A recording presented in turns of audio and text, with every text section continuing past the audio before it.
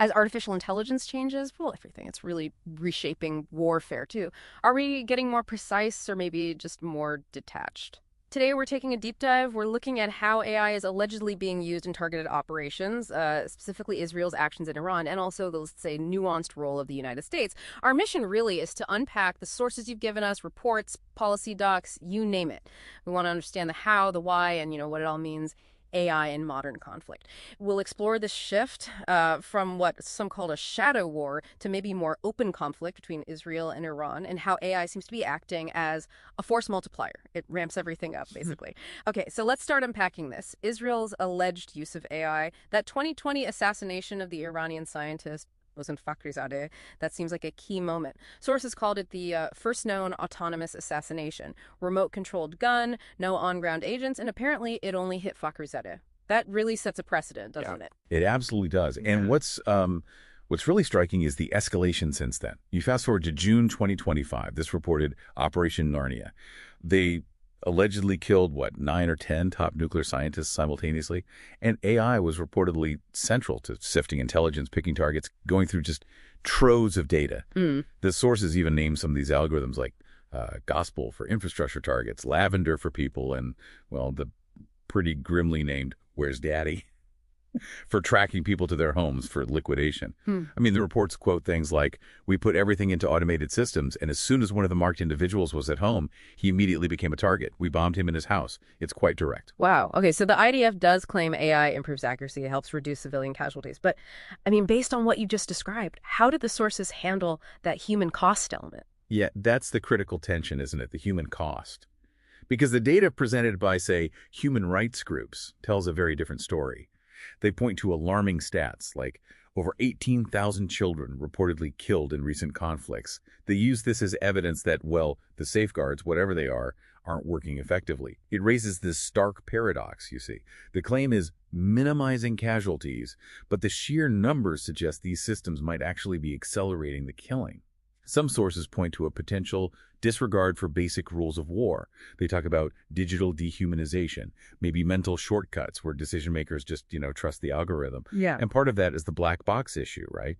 It's hard to know how the AI reaches its conclusions. Right, the opaque decision making. Okay, let's pivot a bit. What about the United States? Officially, they denied direct involvement in these Israeli strikes. But the sources, they paint a more complicated picture. They definitely do. When you connect the dots, it gets complex.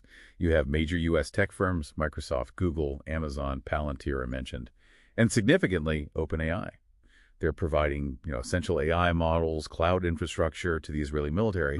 OpenAI even reportedly changed its terms to allow national security use cases. So this really highlights that dual use problem. Tech developed for, say, commercial use gets repurposed for military stuff. It makes you question what indirect involvement really means when U.S. tech is enabling these operations. That's a key point. And the U.S. Department of Defense, they have their own ethical AI principles. Responsible, equitable, traceable, reliable, governable. They stress appropriate levels of human judgment.